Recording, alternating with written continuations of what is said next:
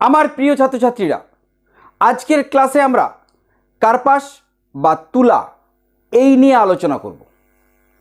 এখানে যেভাবে তোমরা প্রশ্নটা পাও সরাসরি সেখানে চলে যাই। কার্পাস চাষের অনুকূল প্রাকৃতিক পরিবেশগুলির বর্ণনা দাও, এইভাবেই তোমরা প্রশ্নটা পেয়ে থাকো। তো আমরা শুরু করি কিভাবে আমরা এই প্রশ্নটাকে উত্তর আকারে উপস্থাপন করব। তো প্রতিদিনকার মতোই, প্রতিটা প্রশ্নের মতোই এর জন্যও আমরা একটা ভূমিকা দিয়ে দেব। কি ভূমিকা দেব? কার্পাস বা তুলা, যেটা ইচ্ছা লিখতে পারো। কার্পাস ভারতের প্রধান তন্তু ফসল। তন্তু ফসল। কার্পাস কি জাতীয় ফসল তার উল্লেখ করলাম ভূমিকাতে। এর সঙ্গে আর একটা সেন্টেন্স দিয়ে আমরা ভূমিকা কমপ্লিট করব। কি দেব? কার্পাস উৎপাদনে, কার্পাস উৎপাদনে, উৎপাদনে ভারত পৃথিবীতে, ভারত পৃথিবীতে দ্বিতীয় স্থান অধিকার করে। দ্বিতীয় স্থান অধিকার করে চীনের পর। ক্লিয়ার?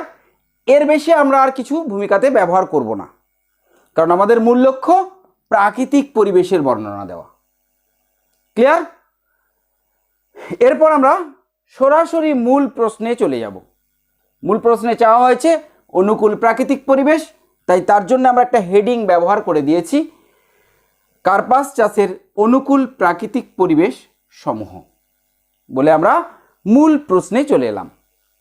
ক্লিয়ার? বোঝা গেছে নিশ্চয়ই? এরপরে আমরা প্রতিটা অনুকূল প্রাকৃতিক পরিবেশকে ডিটেলসে বর্ণনা করব। ক্লিয়ার? তো প্রথম যে পয়েন্টটা আমরা ব্যবহার করব সেটা হচ্ছে জলবায়ু। ক পয়েন্ট দিয়েছি, ক জলবায়ু। এবারে কার্পাস চাষের জন্য কিরূপ জলবায়ু প্রয়োজন হয় তার ব্যাখ্যা দেব, বা কিরূপ জলবায়ু অঞ্চলে কার্পাস ভালো জন্মে সেই কথা আমরা তুলব। দেখো, কিরূপ জলবায়ু অঞ্চলে কার্পাস ভালো জন্মায় সেই কথা আমরা জানাবো। কার্পাস এইভাবে জানাবো, কার্পাস ক্রান্তীয় ও উপক্রান্তীয়, উপক্রান্তীয় জলবায়ু অঞ্চলের ফসল। তাহলে কেমন জলবায়ু অঞ্চলে কার্পাস জন্মায় সেই কথা আমরা দিয়ে দিলাম জলবায়ুর পয়েন্টে। কি দিলাম? কার্পাস ক্রান্তীয় ও উপক্রান্তীয় জলবায়ু অঞ্চলের ফসল। ক্লিয়ার? এর সঙ্গে আর একটা সেন্টেন্স ব্যবহার করব। এই ক্রান্তীয় উপক্রান্তীয় অঞ্চলের কিরূপ উষ্ণতা ও বৃষ্টিপাতযুক্ত অঞ্চলে এই কার্পাস ভালো হয় সেই কথাটা আমরা দিয়ে দেব। কিভাবে দেব? তাহলে কার্পাস ক্রান্তীয় উপক্রান্তীয় জলবায়ু অঞ্চলের ফসল। কার্পাস চাষের জন্য মাঝারি উষ্ণতা, মাঝারি উষ্ণতা ও মধ্যম বৃষ্টিপাত, দুটোই মাঝারি, ঠিক আছে? মধ্যম বৃষ্টিপাত, বৃষ্টিপাত আদর্শ। ক্লিয়ার? তাহলে জলবায়ুতে আমরা কি কি জানালাম, কোন কিরূপ জলবায়ু অঞ্চলে কার্পাস ভালো হয়, এবং সেই সঙ্গে জানালাম এর জন্য কেমন উষ্ণতা, মাঝারি উষ্ণতা লাগে আর মধ্যম বৃষ্টিপাত প্রয়োজন হয়। এবারে দেখো, মধ্যম বৃষ্টিপাত এবং মাঝারি উষ্ণতার কথা আমরা বলেছি, কিন্তু উষ্ণতাটা ঠিক কত, বৃষ্টিপাতটা ঠিক কতটা, এটা আমরা এরপরে জানিয়ে দেব, এবং তার জন্য আমরা আর একটা প্যারাগ্রাফ ব্যবহার করব। এই প্যারাগ্রাফে এই জায়গায় আসার জন্যে, জলবায়ুর এই অংশ থেকে আমরা এই জায়গায় আসার জন্যে আর একটা প্যারাগ্রাফ ব্যবহার করব। কি লিখব ওখানে? জলবায়ুর, জলবায়ুর যে সকল উপাদান কার্পাস চাষকে প্রভাবিত করে, প্রভাবিত করে সেগুলি হলো। ক্লিয়ার? জলবায়ুর যে সকল উপাদান কার্পাস চাষকে প্রভাবিত করে সেগুলি হলো বলে সেই উপাদানগুলো আমরা জানি জলবায়ুর অনেক উপাদান আছে, এর আগের প্রশ্নে আমরা আলোচনা করেছি। আগে দুটো ফসল নিয়ে আমরা অলরেডি ক্লাস করে ফেলেছি, তোমরা জেনে গেছো, তাই আমি আর ডিটেলসে যাচ্ছি না, সরাসরি চলে এলাম উষ্ণতা। এরপরে আমরা জানাবো, এখানে বলেছি মাঝারি উষ্ণতা কতটা লাগে সেটা আমরা বলিনি, এখানে কিন্তু পুরোপুরি উল্লেখ করে দেব। কার্পাস চাষের জন্য 20 ডিগ্রি সেন্টিগ্রেড থেকে 26 ডিগ্রি সেন্টিগ্রেড উষ্ণতা আদর্শ। কেমন উষ্ণতা আদর্শ? 20 ডিগ্রি থেকে 26 ডিগ্রি সেন্টিগ্রেড উষ্ণতা। ক্লিয়ার? কিন্তু এই উষ্ণতা সবসময় একই রকম থাকা বা কেমন থাকা দরকার, কোন সময় কেমন উষ্ণতা থাকলে কার্পাস চাষ ভালো হয়, এরপরে সেই বিষয়টা আমরা ডিটেলসে জানাবো। 20 থেকে 26 ডিগ্রি উষ্ণতা প্রয়োজন আমরা উল্লেখ করে দিয়েছি, এবারে কোন সময় কতটা উষ্ণতা থাকলে ভালো হয় সেটা জানাবো। তার জন্য একটা প্যারাগ্রাফ ব্যবহার করব। তবে বিভিন্ন পর্যায়ে যেমন, কোন পর্যায়ে কেমন, এবারে পরপর পয়েন্ট আকারে আমরা দেব। প্রাথমিক অবস্থায়, প্রাথমিক পর্যায়ে অর্থাৎ চারা রোপণের সময় 20 ডিগ্রি থেকে 25 ডিগ্রি সেলসিয়াস উষ্ণতা থাকা প্রয়োজন। ক্লিয়ার? পরবর্তী সময়ে গাছের বৃদ্ধির সময় প্রখর সূর্যকিরণ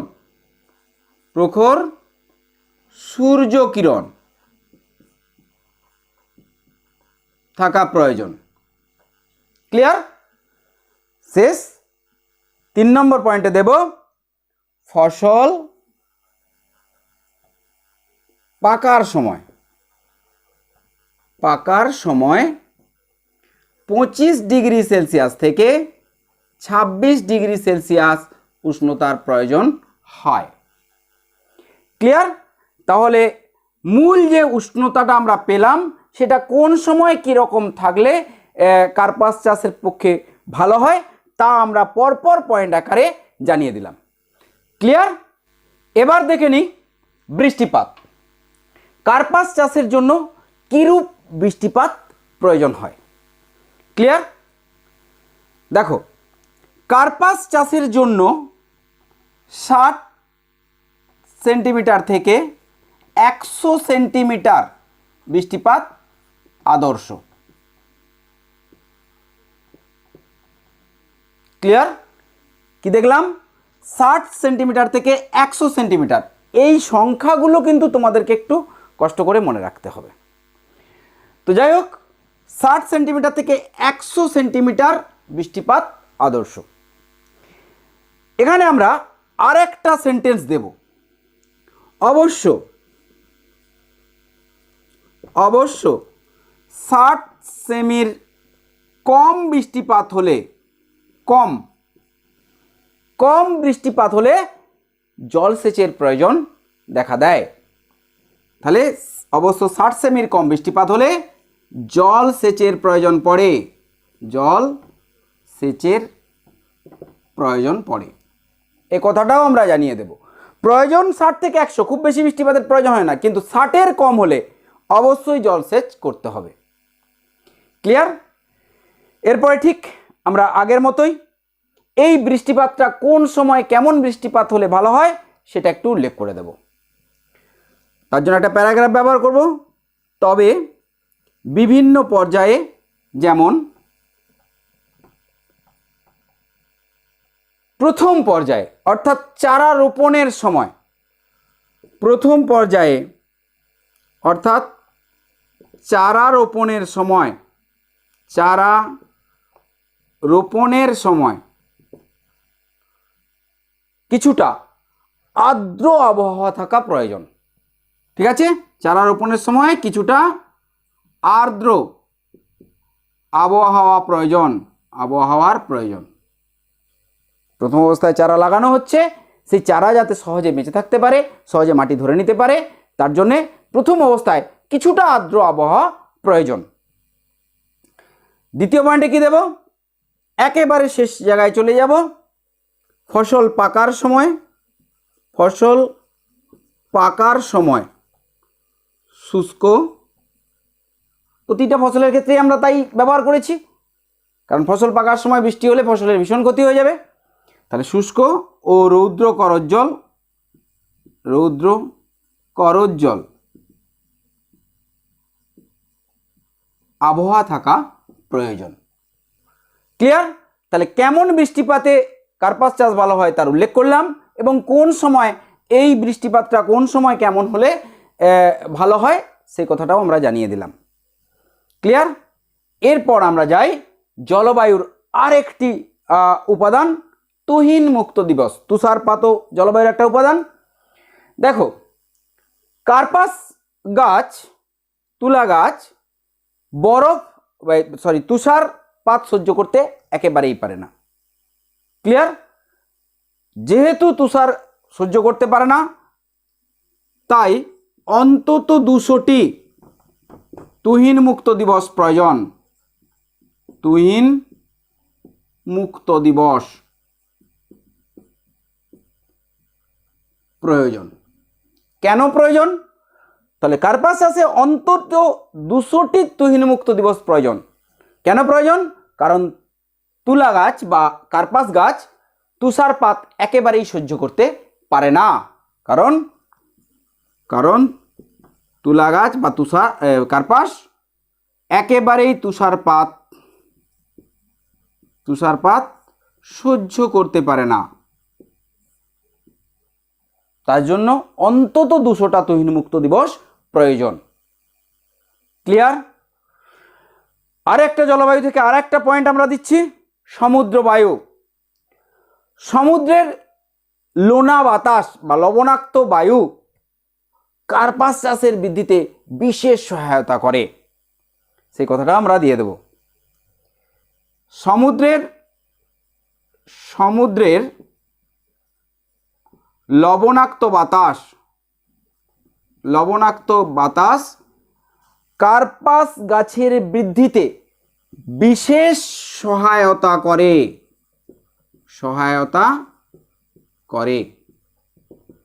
তাই সমুদ্র তীরবর্তী অঞ্চলে, সমুদ্রের নিকটবর্তী অঞ্চলে, তীরবর্তী না বলে তোমরা বলবে সমুদ্রের নিকটবর্তী অঞ্চলে, যেখানে সমুদ্রের লোনা বাতাস সহজেই প্রবেশ করতে পারে, সেই রকম জায়গায় কার্পাস চাষ ভালো হয়। ক্লিয়ার? তাহলে সমুদ্রের লবণাক্ত বাতাস কার্পাস গাছের বৃদ্ধিতে বিশেষ সহায়তা করে, তাই সমুদ্রের নিকটবর্তী অঞ্চলে কার্পাস চাষ ভালো হয়, যাতে সহজে সেখানে সমুদ্রের লবণাক্ত বাতাস পৌঁছাতে পারে, যে বাতাসের সংস্পর্শে কার্পাস গাছ আসতে পারবে। বোঝা গেছে? চলে যাই ভূপ্রকৃতি। দেখো, কার্পাস চাষের জন্য কেমন বৃষ্টিপাত দরকার, তোমরা একটা জিনিস মনেই রাখবে, যে সমস্ত চাষে তুলনামূলকভাবে কম বৃষ্টিপাত প্রয়োজন হয়, সেই সমস্ত গাছের গোড়ায় জল জমে থাকলে গাছের ক্ষতি হয়। এটা হচ্ছে সাধারণ ধারণা। ক্লিয়ার? এই পদ্ধতিটা অবশ্যই মনে রাখবে। ব্যতিক্রমও আছে, যেমন চায়ের ক্ষেত্রে আমরা দেখব প্রচুর বৃষ্টিপাত দরকার, অথচ গোড়ায় জল জমে থাকা চলবে না, সেটা ব্যতিক্রম। কিন্তু সাধারণভাবে তোমরা মনে রাখবে, যে সমস্ত উদ্ভিদের চাষে, যে সমস্ত ফসলের চাষে জল তুলনামূলকভাবে কম লাগে, বৃষ্টিপাত তুলনামূলকভাবে কম লাগে, সেই সমস্ত উদ্ভিদের ক্ষেত্রে গাছের গোড়ায় জল জমে থাকা মোটেই ভালো জিনিস নয়। তাহলে স্বাভাবিকভাবেই কেমন তাহলে ভূপ্রকৃতি দরকার? ঢালু বা তরঙ্গায়িত ভূমিভাগে কার্পাস গাছ ভালো হয়। কিভাবে দেব? গাছের গোড়ায় জল জমে থাকলে তা কার্পাস চাষের ক্ষতি করে। তাই জল নিকাশি ব্যবস্থাযুক্ত ঢালু জমি কার্পাস চাষের জন্য আদর্শ। এই একই পয়েন্ট আমরা অন্য জায়গাতেও ব্যবহার করেছি, একই রকমভাবে তোমরা লিখে দেবে। তাতে কি হবে, প্রতিটা ফসলের ক্ষেত্রে তোমাদের মনে রাখতে অনেক সুবিধা হয়ে যাবে। চলে যাই মৃত্তিকা। কার্পাস চাষের আদর্শ মৃত্তিকা আমরা সবাই জানি কি, কার্পাস চাষের জন্য সবথেকে আদর্শ মৃত্তিকা কি, কৃষ্ণ মৃত্তিকা। কৃষ্ণ মৃত্তিকা কার্পাস চাষের সবথেকে আদর্শ মৃত্তিকা, সবথেকে ভালো মৃত্তিকা। তাই কৃষ্ণ মৃত্তিকাকে কি বলা হয়, কৃষ্ণ কার্পাস মৃত্তিকা। একসঙ্গে কার্পাস একদম যুক্ত হয়ে গেছে, কৃষ্ণ কার্পাস মৃত্তিকা। তাই কৃষ্ণ মৃত্তিকাকে বলা হয় কৃষ্ণ কার্পাস মৃত্তিকা। ঠিক আছে, তাহলে কার্পাস চাষের সবথেকে ভালো বা আদর্শ মাটি হলো কৃষ্ণ মৃত্তিকা। তাই কৃষ্ণ মৃত্তিকাকে কৃষ্ণ কার্পাস মৃত্তিকা নামেও উল্লেখ করা হয়ে থাকে। তবে চুন ও লবণ মিশ্রিত দোআঁশ মাটিতেও কার্পাস চাষ খুব ভালো হয়।